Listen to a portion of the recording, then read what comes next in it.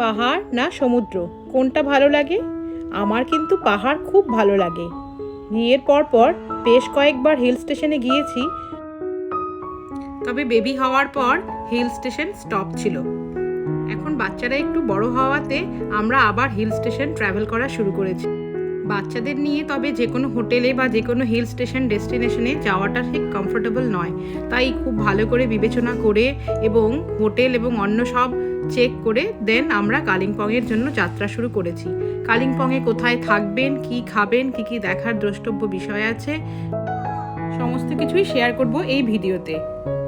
কলকাতা থেকে বন্দে ভারত বা ফ্লাইটে করে কালিম্পংয়ের জন্য যাত্রা শুরু করলে হোটেল পৌঁছতে পৌঁছতে প্রায় সন্ধ্যা, তাই আমরা পদাতিক এক্সপ্রেস করে যাচ্ছি। আমরা দালখোলা থেকে পার্সোনাল কারে করে কালিম্পংয়ের জন্য যাত্রা শুরু করেছি। আপনারা কলকাতা থেকে এলে শিলিগুড়ি অবধি অর্থাৎ নিউ জলপাইগুড়ি রেল স্টেশনে নেমে সেখান থেকে পাহাড়ের জন্য পার্সোনাল গাড়ি পাওয়া যায়, সেগুলো বুক করে চলে যাবেন। সেগুলোতে 3 থেকে 3,500 টাকা করে লাগে, বাট বাচ্চাদের জন্য বেশ কমফোর্টেবল হয়। কলকাতার উঁচু উঁচু বিল্ডিং আর কলকারখানা ছেড়ে এই গাছপালার মধ্য দিয়ে পাহাড়ে যাওয়ার রাস্তাটা খুব মনোরম, যেন নিঃশ্বাস নিচ্ছি। আমার বরাবর ট্রাভেলে জার্নি এনজয় করতে খুব ভালো লাগে, কারণ ট্রাভেল ডেস্টিনেশনে পৌঁছে গিয়ে আর কি ঘুমোনো, খাওয়া আর আশেপাশের জায়গাগুলো ভিজিট করা। বাট এই যে রাস্তাটা থাকে, এই রাস্তাটা যাওয়ার সময় আশেপাশের পরিবেশ এবং জনবসতি এগুলো দেখতে আমার খুব ভালো লাগে। এক কথায় বলতে গেলে ডেস্টিনেশন থেকে জার্নি টু দ্য ডেস্টিনেশন আমার বেশি প্রিয়। কালিম্পংয়ের ডেস্টিনেশন দার্জিলিং থেকে 50 কিলোমিটার আগেই। 2022-তে যে বন্যা হয়েছিল তারপর আমাদের আর হিল স্টেশনগুলোতে যাওয়া হয়নি, তাই খুব ইন্টারেস্টেড যে বন্যার পরে ওইখানকার জনবসতি কীরকম আছে। নিউজে পড়েছিলাম তিস্তার দুধার নাকি বালুচরে ভরে গেছে, বাড়িগুলো উঁচু উঁচু, পাহাড়ের থেকে বালু এসে সমস্ত কিছু ডুবে গেছে। তাই আমরাও খুব ইন্টারেস্টেড এখন কি অবস্থায় ওসব আছে। চলুন আমাদের সঙ্গে আপনারাও দেখে নেবেন। আমরা যে গাড়িতে যাচ্ছি সেই গাড়ির মাথার দিকটা খোলা, আর সেই মাথার দিকের থেকে খুলে নিয়ে ভিডিও করতে এবং বাইরের দিকটা দেখতে খুব মজা লাগছে। নু আর আমি তাই দাঁড়িয়ে দাঁড়িয়ে বাইরের প্রাকৃতিক দৃশ্যগুলো এনজয় করতে করতে এগিয়ে চলেছি। রাস্তার দুধার সিমেন্ট দিয়ে ঢালাই করা, এগুলো জায়গা মনে হয় ভেঙে গিয়েছিল। আমরা অনেক জনবসতি এবং বাড়িও দেখলাম যেগুলো এখনো মাটির তলায় বালু দিয়ে ভরা হয়ে আছে। এই যে রাস্তাটা কেমন ভাঙা ভাঙা এখনো হয়ে আছে। সর্বশক্তিমান ঈশ্বর ইনাদের সাহায্য করুক, যারা অনেক প্রিয়জনদেরকে হারিয়েছে এবং বাড়িঘর ধন সম্পত্তি হারিয়েছে। আমরা এগিয়ে চলেছি দুপাশের গাছপালা দেখতে দেখতে। এবার দুটোই ছানা উঠে দাঁড়িয়েছে, দেখুন না হাওয়ায় তাদের চুলগুলো কীভাবে উড়ে উড়ে যাচ্ছে, আর তারা মহা আনন্দে বাইরের দৃশ্য দেখছে। রাস্তার এই জায়গাটা ধ্বংসস্তূপে যেন ভরা, রাস্তাটা এবড়ো খেবড়ো, কেমন যেন ভাঙা ভাঙা, আর নদীর চরের মধ্যেই দেখা যাচ্ছে অনেক বাড়িঘর এখনো সেগুলো বালু ভর্তি হয়ে আছে।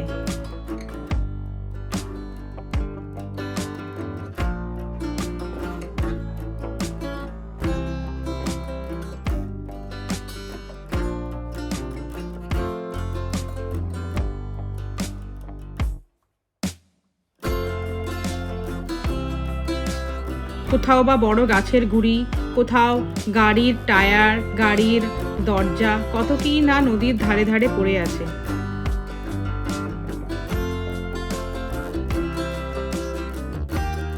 এইখান দিয়ে পার করার সময় যথেষ্ট ভয় করছিল। গাড়ি খুব স্লো করে দাদা চালাচ্ছিল, আর আমরা একটু একটু করে সামনের দিকে এগিয়ে যাচ্ছি।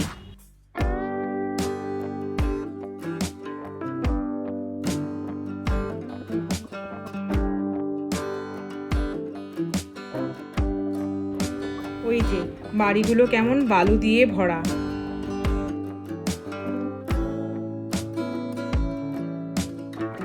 এই জায়গাটা দিয়ে পার হওয়ার সময় মনটা কেন যেন খুব খারাপ লাগছিল।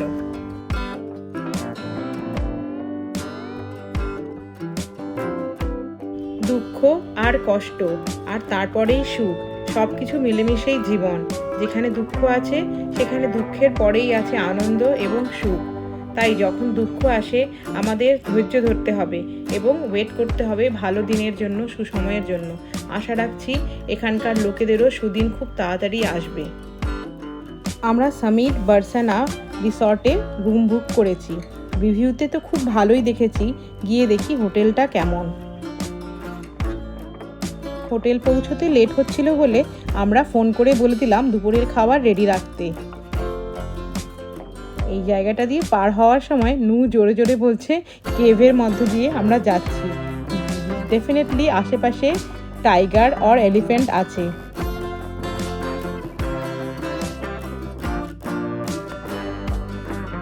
হোটেলে প্রায় পৌঁছে গেছি, আর অল্প একটু গেলেই হোটেল।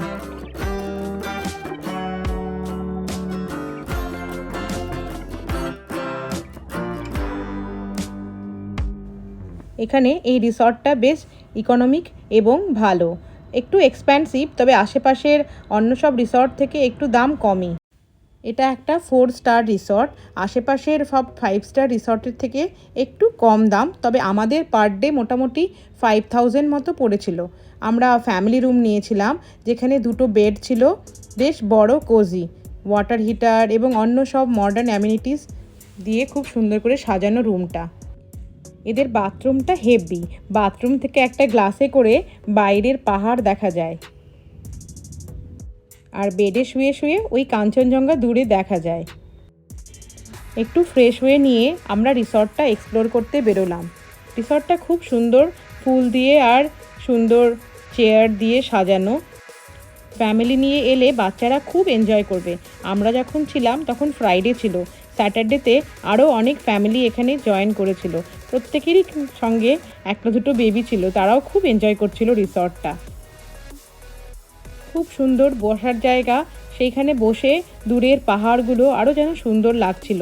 আমি তো এখনই প্ল্যান করে রেখেছি যে সন্ধ্যাবেলা এসে ওই দূরের চেয়ারে বসে বাইরের পরিবেশটা খুব ভালো করে এনজয় করব। এটা ডাইনিং প্লেস। আমরা ফ্রেশ হয়ে নিয়ে লাঞ্চের জন্য রিসর্টের ডাইনিং প্লেসে পৌঁছলাম।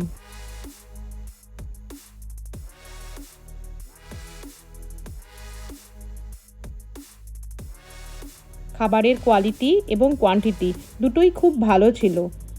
বাইরে বেরিয়েছি, খাবার একটু ভালো না খেলে বাচ্চাদের নিয়ে অসুস্থ হলে সে আরেক জ্বালা। তাই আমরা খাবারটা একটু ভালোভাবেই চুজ করেছিলাম, যেন খুব হেভি না হয়ে যায় আর স্পাইসি না হয়ে যায়। তবে এখানে একটা ড্রব্যাকস আছে, এখানে কোনো লিফট নেই, আপনাকে সিঁড়ি ভেঙেই রুমে পৌঁছতে হবে। আর আমাদের রুমটা ছিল 3rd ফ্লোরে, উঠতে উঠতে পুরো দীর্ঘশ্বাস। সন্ধ্যাবেলা রিসর্টটা যেন চারিদিকে লাইট এবং হলুদ রং দিয়ে নিজেকে আরও সুন্দর করে সাজিয়েছে। ওই যে ওটা আমাদের রুম 3rd ফ্লোরে। রিসর্টের 2টো মতো ব্লক আছে। এই ব্লকটাতে আমরা আছি, এখানে সব ফ্যামিলি রুম। আর অপোজিট সাইডে যে ব্লকটা আছে সেখানে কাপল রুম অ্যান্ড মিটিং এবং অন্য সবের জন্য রুম রাখা আছে। এমএনসির লোকজন যখন এখানে ভিজিট করতে আসে তখন তাদের জন্য এখানে এক্সট্রা ফেসিলিটি রাখা আছে এবং এক্সিকিউটিভ রুমও রাখা আছে। বাচ্চারা গার্ডেনে এনজয় করছে, আমি যাই ওদিকে এক্সিকিউটিভ রুমগুলো একটু দেখে আসি। এখানে পাহাড়ের চূড়ায় বেশ সুন্দর বেড মতো করে রাখা আছে, কম্বল নিয়ে সেখানে সন্ধ্যার দিকে বসতে হেভি লাগবে। আমরা যদিও প্ল্যান করেছিলাম, বাট শীত খুব বেশি থাকায় সেখানে আর বসা হয়ে ওঠেনি। জাস্ট কিছুক্ষণ বসে আবার রুমে রিটার্ন করেছি। ওই যে এখান থেকে দেখা যাচ্ছে দূরে পাহাড়গুলো, সকালবেলা আবার এসে এখানে দেখব।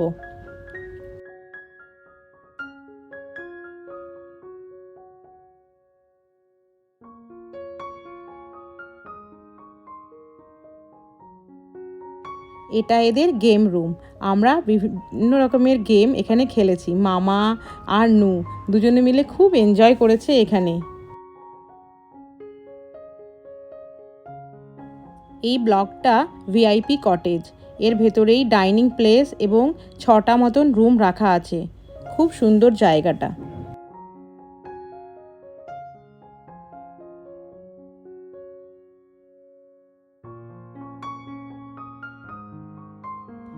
এরই পাশে আছে গ্রিন হাউস প্লেস। এখানে খুব সুন্দর চারপাশে গ্রিন গ্রিন সাজানো। আমরা এখানে টি টাইম এনজয় করেছি।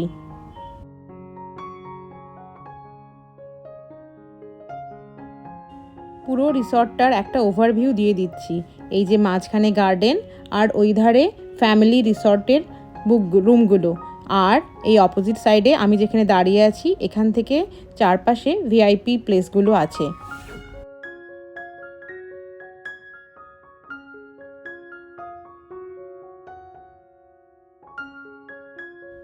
আর ওই যে ওই লাইট দেখা যাচ্ছে গ্রিন গাছের পেছনটা, ওখানে গ্রিন হাউস প্লেস। আর এই যে সামনে বসার জায়গা। এই ক্লিকগুলো আমাদের রুমের বেড থেকে তোলা। বেড থেকেই দূরের কাঞ্চনজঙ্ঘা দেখা যাচ্ছে।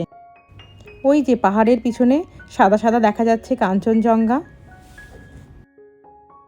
ব্রেকফাস্ট সেরে আমরা বেরিয়ে পড়লাম কালিম্পং শহর ঘোরার উদ্দেশ্যে। এখানে পাশেই সায়েন্স সিটি এবং ডেলো পাহাড় আছে। আমরা ফার্স্টে ডেলো পাহাড়ে এনজয় করেছি, দেন আমরা সায়েন্স সিটি গিয়েছি। সারা হর্স রাইডিং করছে, ভয় পাচ্ছে আবার এনজয় করছে। নুকে বললাম, কিন্তু ও বলল ও হর্স রাইডিং করবে না।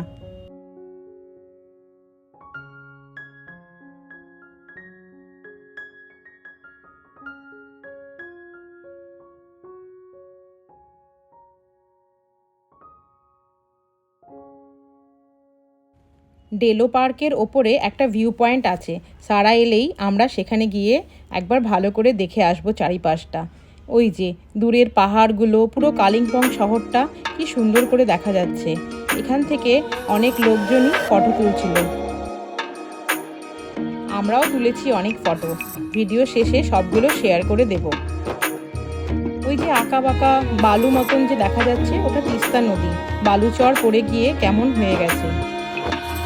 ভিউ পয়েন্ট থেকে এই জায়গাটা দেখতে বেশ সুন্দর লাগছিল। চারিদিকটা বেশ সুন্দর ফুল দিয়ে সাজানো। পাহাড়ে তো এমনি চারিদিকে অনেক ফুল ফল ফুটেই থাকে, তবে এই ডেলো পাহাড়টা ফুল দিয়ে খুব সুন্দর করে সুসজ্জিত করা। ডেলো পাহাড় থেকে আমরা গিয়েছিলাম Kalimpong science city. Science city বেশ সুন্দরভাবে সাজানো, অনেক রকম ইনস্ট্রুমেন্ট এবং সায়েন্টিফিক জিনিসপত্র আছে। বাচ্চারা খুব এনজয় করবে। আপনারা বাচ্চাদের সঙ্গে গেলে অবশ্যই সায়েন্স সিটি যাবেন। এখানকার লোকাল ফুড থুকপা ট্রাই করেছিলাম, যদিও একদমই খেতে পারিনি। ফিরে এসে হোটেলে ভালো করে খাবার দাবার সেরে রাতেবেলা আমরা একটা লম্বা ঘুম দিয়ে উঠে দেখি সকালবেলা হোটেলটা যেন আরও সুন্দর লাগছে। এটা ফজরের নামাজের পর হোটেলের চারপাশটা। আমাদের রুম থেকে কাঞ্চনজঙ্ঘা খুব পাশ থেকে দেখা যাচ্ছিল।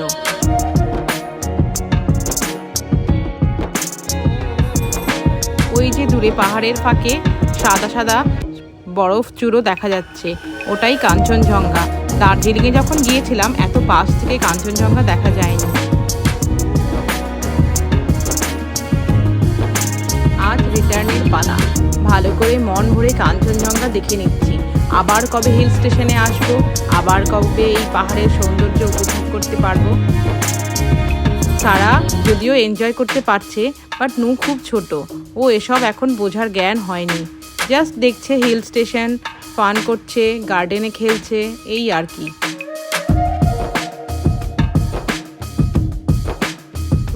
রুম থেকে ওই নিচে ব্ল্যাক ব্ল্যাক দেখা যাচ্ছে হোটেলের বর্ডার।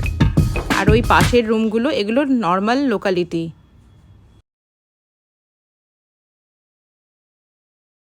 হিল স্টেশনে এসে কাঞ্চনজঙ্ঘা এই প্রথম আমার দেখা, তাই ভালো করে মন ভরে কাঞ্চনজঙ্ঘা দেখে ক্যামেরাবন্দি করে রাখলাম। আবার নেক্সট টাইম যখন আসবো তখন এই স্মৃতিগুলো রোমন্থন হবে।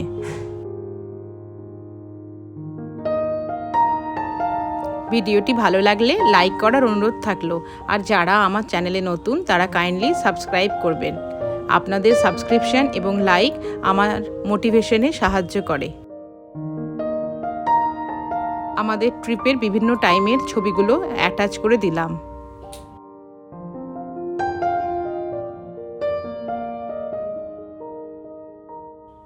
এগুলো সব সায়েন্স সিটির ফটো।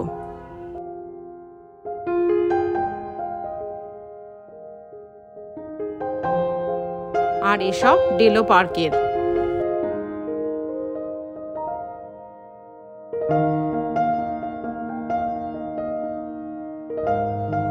তাড়াতাড়ি আবার একটা নতুন ভিডিওতে দেখা হচ্ছে। ততক্ষণ অবধি bye bye, take care and enjoy each and every moments of your life.